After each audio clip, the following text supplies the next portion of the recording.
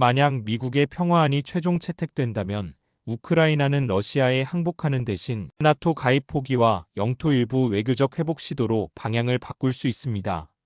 하지만 트럼프 전 대통령이 추수감사절까지 서명하라는 식의 압박을 하자 우크라이나는 제네바로 고위급 대표단을 급파해 강하게 반발했습니다. 초안은 러시아에 유리한 내용으로 가득했지만 유럽 국가들과 협의를 거쳐 우크라이나도 수용할 수 있는 수정안으로 바뀌었습니다. NATO 가입 불허나 병력 제한 조항은 빠졌고 전쟁 범죄 사면도 삭제됐습니다. 특히 중요한 점은 미국이 향후 러시아 침공 시 방어 의무를 가진다는 사실상의 나토 5조 적용이 논의되고 있다는 점입니다. 우크라이나는 여전히 평화를 원하지만 굴욕적 조건은 받아들일 수 없다는 입장. 푸틴은 군사적 자신감에 차 있고 평화까지는 험난한 외교전이 이어질 것으로 보입니다. 만약 쿠팡에서 유출된 3천만 건의 고객 정보가 실제로 외부에 악용된다면 단순한 유출 사고를 넘어 이커머스 전체를 뒤흔드는 보안 위기로 확산될 수 있습니다. 문제는 배송지까지 포함된 민감한 정보가 빠져나갔다는 것. 이커머스 업계 전반에 불안감이 번지면서 지마켓, ssg.com 등도 긴급 보안 점검에 들어갔습니다.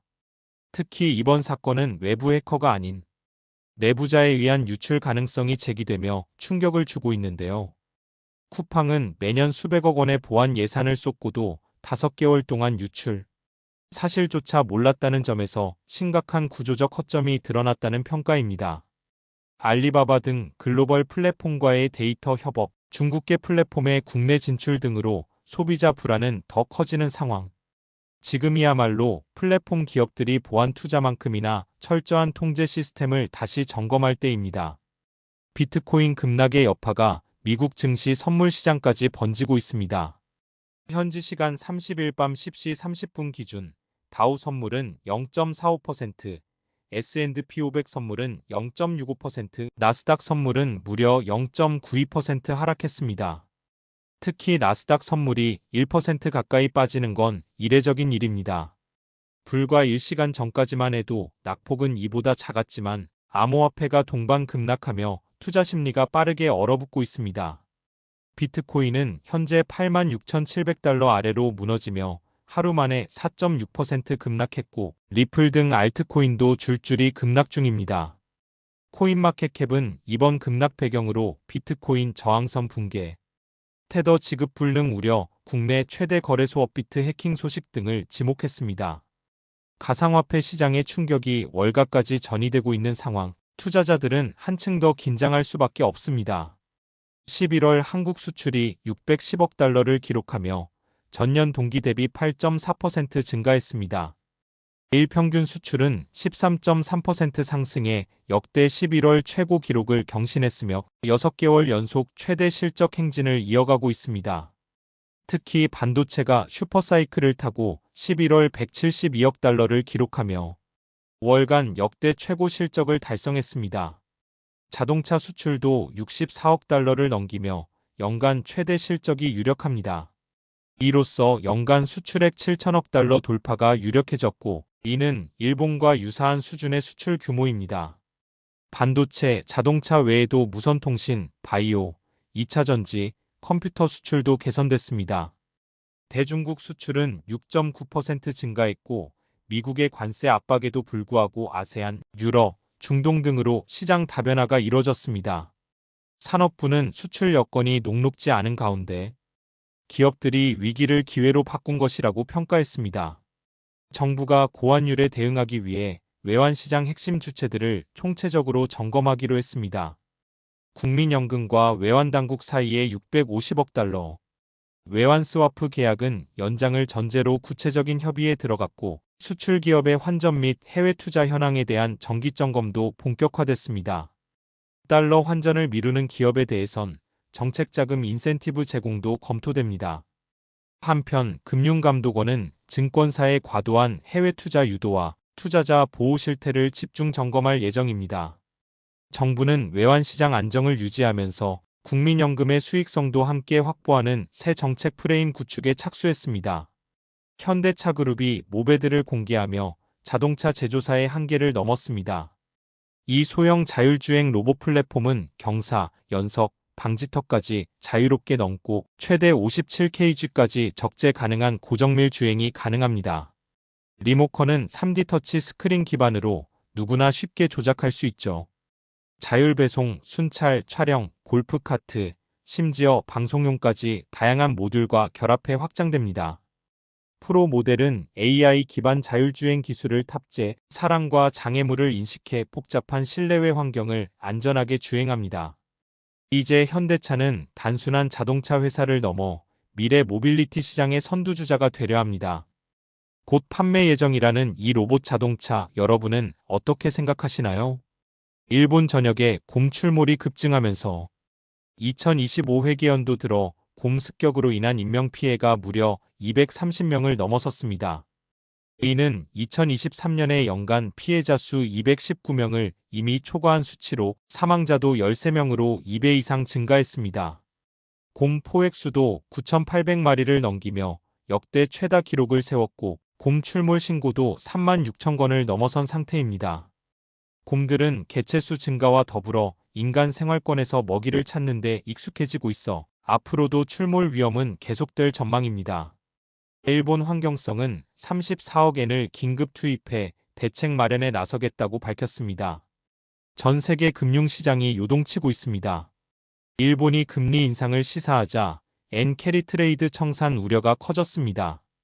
그간 저금리 엔화를 빌려 글로벌 자산에 투자하던 흐름이 뒤집히며 막대한 자금이 빠져나갈 수 있다는 공포가 커지고 있는 겁니다. 실제 일본 10년물 국채금리는 18년 만에 최고치인 1.94%를 기록했고 미국과 유럽 금리도 동반 상승하면서 자금 경색 우려가 확산되고 있습니다. 특히 한국 기업들까지 채권 발행을 미루며 연말 자금 시장의 돈맥 경화 가능성이 현실화되고 있습니다. 풀린 엔화가 전 세계 자산 시장에 시한폭탄이 되고 있는 지금 금융시장은 더욱 예민해지고 있습니다. 유튜브, 넷플릭스, 클라우드, 그리고 챗GPT 같은 생성 AI까지 우리가 무심코 결제한 이 구독료들이 연간 200억 달러, 약 26조 원 규모의 외화를 해외로 유출시키고 있습니다. 한국은행에 따르면 미국 빅테크에 대한 디지털 서비스 수지는 매년 적자가 커지고 있고 2025년엔 일본처럼 수십 조 단위의 디지털 적자가 현실화될 수 있다는 우려가 나옵니다. 특히 챗GPT의 한국 매출은 전 세계 2위. AI와 클라우드 사용량이 늘수록 이 구조는 더 심각해질 전망입니다. 전문가들은 한국이 IT 소장농으로 전락할 수 있다고 경고합니다. 원달러 환율이 1,450원 가까이 고착되면서 한국 기업들의 달러 기준 몸값이 20% 이상 떨어졌습니다. 그 결과 올해 3분기까지 해외 자본이 한국 기업을 인수한 M&A 규모는 11조 원을 돌파했는데요. 이는 전년 대비 약 5배나 증가한 수치입니다. 경기 부진으로 국내 대기업은 M&A에서 한 발 물러난 반면 글로벌 사모펀드들은 한국 기업을 헐값에 사들이고 있습니다. 일본처럼 해외 자본의 먹잇감이 되는 건 아닌지 한국 기업 경영권을 방어할 법적 장치도 미비한 상황입니다. 원화 약세가 만든 구조적 위기, 지금이 경고등입니다. 월트 디즈니가 오픈 AI와 3년간의 라이선스 계약을 체결했습니다. 이제 챗GPT와 영상 생성 AI, 소라를 통해 디즈니, 마블, 픽사, 스타워즈 캐릭터를 활용한 콘텐츠 제작이 가능해졌습니다. 캐릭터뿐 아니라 의상, 소품, 배경 등 디즈니 세계관 전반을 생성형 AI로 구현할 수 있게 되었는데요. 실사 배우 얼굴이나 목소리는 제외됐지만 창조된 캐릭터 중심으로 자유롭게 만들 수 있습니다. 디즈니는 팬들이 만든 AI 영상 중 일부를 선별해 디즈니 플러스에서 공개하는 방안도 검토 중입니다. 이 협업은 콘텐츠 산업에 새로운 물결을 일으킬 전환점이 될 수 있습니다. 그리고 디즈니는 오픈 AI에 약 10억 달러를 투자하며 AI 시대의 새로운 스토리텔링 실험에 본격적으로 뛰어들었습니다. 20세기 초 유럽은 겉으로 보기에는 과학과 산업, 문화가 꽃피는 번영의 시대처럼 보였습니다. 그러나 그 이면에서는 전쟁으로 향하는 긴장이 조용히 축적되고 있었습니다. 가장 큰 원인은 제국주의 경쟁이었습니다. 영국과 프랑스는 이미 거대한 식민지를 보유하고 있었고 후발주자였던 독일은 자신들의 몫이 부족하다고 느끼고 있었습니다. 식민지는 단순한 영토가 아니라 국가의 힘과 위신을 상징하는 존재였습니다. 여기에 군비 경쟁이 더해졌습니다. 각국은 더 강한 육군과 해군을 만들기 위해 막대한 예산을 쏟아부었습니다. 특히 독일과 영국 사이의 해군 경쟁은 상호 불신을 극단으로 몰아갔습니다. 또 하나의 핵심 요소는 민족주의였습니다. 특히 발칸 반도에서는 여러 민족들이 오스트리아-헝가리 제국의 지배에서 벗어나 자신들만의 국가를 세우고자 했습니다. 이 지역은 곧 유럽의 화약고라 불리게 됩니다. 마지막으로 유럽을 전쟁으로 끌어들인 결정적 구조는 복잡한 동맹 체제였습니다. 한 나라가 공격을 받으면 자동으로 동맹국들이 개입하도록 설계된 이 체제는 위기를 확대시키는 장치가 되었습니다. 이러한 상황 속에서 1914년 6월 28일 사라예보에서 오스트리아-헝가리 제국의 황태자 프란츠 페르디난트가 암살됩니다. 오스트리아는 세르비아를 배후로 지목하며 선전포고를 했고 러시아가 세르비아를 지원하자 독일이 개입했습니다.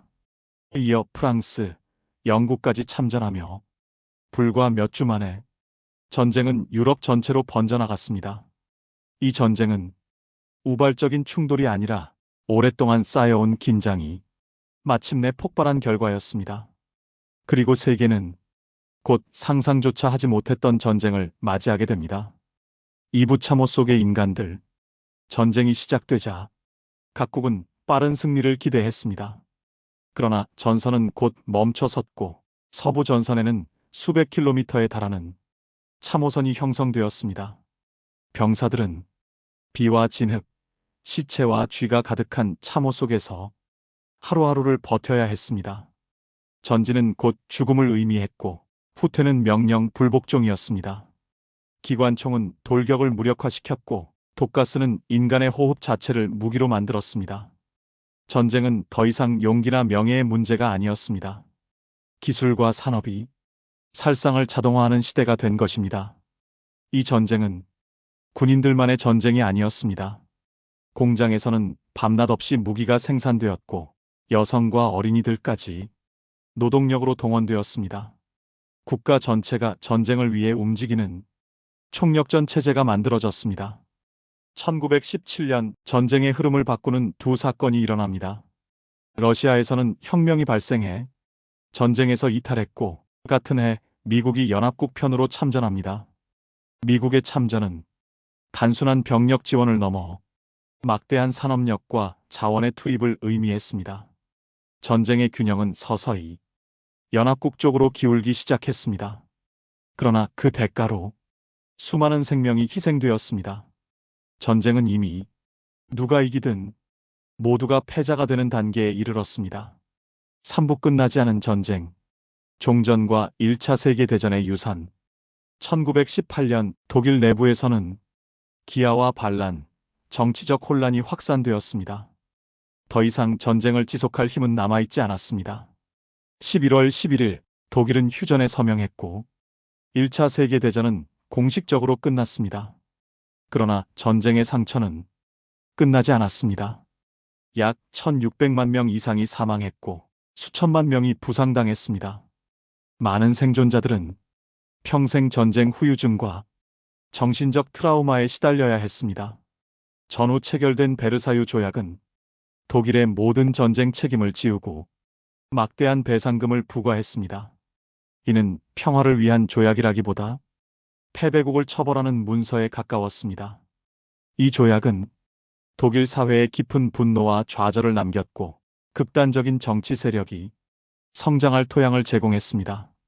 1차 세계대전은 지도에서 제국들을 사라지게 했고 새로운 국가들을 탄생시켰지만 동시에 새로운 갈등도 함께 남겼습니다.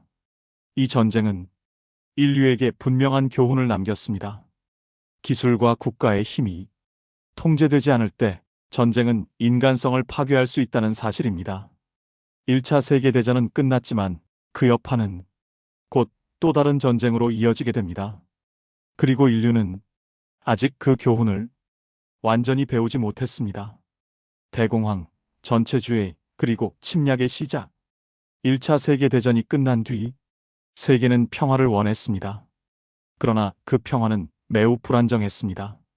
전후 체결된 베르사유 조약은 독일의 모든 책임을 지우고 막대한 배상금과 군사적 제한을 임포지드했습니다. 이로 인해 독일 사회에는 굴욕과 분노가 깊게 쌓여갔습니다. 1929년 전 세계를 강타한 대공황은 이 불안을 폭발 직전까지 몰아넣습니다. 실업과 빈곤 속에서 사람들은 강력한 지도자를 원하게 됩니다. 그 결과 독일에서는 히틀러와 나치당, 이탈리아에서는 무솔리니, 일본에서는 군국주의 세력이 권력을 장악합니다. 이들은 공통적으로 민주주의를 부정하고 국가와 민족의 우월성을 강조하는 전체주의 체제를 구축했습니다. 히틀러는 베르사유 조약을 무시하고 재무장을 시작했으며 오스트리아를 합병하고 체코슬로바키아를 압박했습니다. 영국과 프랑스는 전쟁을 피하기 위해 이를 묵인했지만 이는 오히려 침략을 부추겼습니다. 그리고 1939년 9월 1일 독일이 폴란드를 침공하면서 2차 세계대전은 공식적으로 시작됩니다. 이번 전쟁은 과거의 전쟁보다 더 빠르고 더 잔혹하며 더 파괴적인 전쟁이 될 운명이었습니다. 2부 전 세계가 불타다. 전면전과 인류의 파괴. 전쟁은 빠르게 확대되었습니다. 독일은 전격전, 즉 기갑부대와 공군을 결합한 새로운 전술로 유럽을 순식간에 점령했습니다. 프랑스는 무너졌고 영국은 본토 항공전을 통해 간신히 버텼습니다. 1941년 전쟁은 새로운 국면을 맞이합니다. 독일은 소련을 침공했고 같은 해 일본은 진주만을 공격하며 미국을 전쟁에 끌어들였습니다. 이로써 전쟁은 유럽과 아시아, 태평양을 아우르는 진정한 세계대전이 됩니다. 전쟁은 점점 더 잔혹해졌습니다. 민간인 폭격이 일상이 되었고 도시는 폐허로 변했습니다. 그리고 나치 독일은 유대인을 비롯한 수백만 명을 조직적으로 학살하는 홀로코스트를 자행했습니다. 이 전쟁은 군인과 민간인의 구분이 사라진 전쟁이었습니다. 인류는 스스로의 한계를 넘어 파괴의 끝으로 달려가고 있었습니다. 3부 전쟁의 끝, 새로운 세계, 종전과 현대 세계의 탄생. 1944년 연합국은 노르망디 상륙작전을 통해 유럽 대륙의 반격을 시작합니다. 동쪽에서는 소련군이 독일을 압박하고 있었습니다. 1945년 히틀러는 자살했고 독일은 항복합니다. 그러나 전쟁은 아직 끝나지 않았습니다. 태평양 전쟁에서 미국은 일본 본토를 향해 진격했고 히로시마와 나가사키에 원자폭탄이 투하됩니다. 인류는 스스로 멸망시킬 수 있는 무기를 처음으로 사용했습니다. 일본의 항복과 함께 2차 세계대전은 마침내 끝났습니다. 이 전쟁으로 약 6천만 명 이상이 사망했습니다. 전쟁 이후 국제연합이 창설되었고 세계는 냉전체제로 재편됩니다. 2차 세계대전은 현대 세계 질서의 출발점이 되었지만 동시에 인류가 얼마나 잔혹해질 수 있는지를 분명히 보여준 전쟁이었습니다. 전쟁은 끝났지만 그 질문은 여전히 남아 있습니다.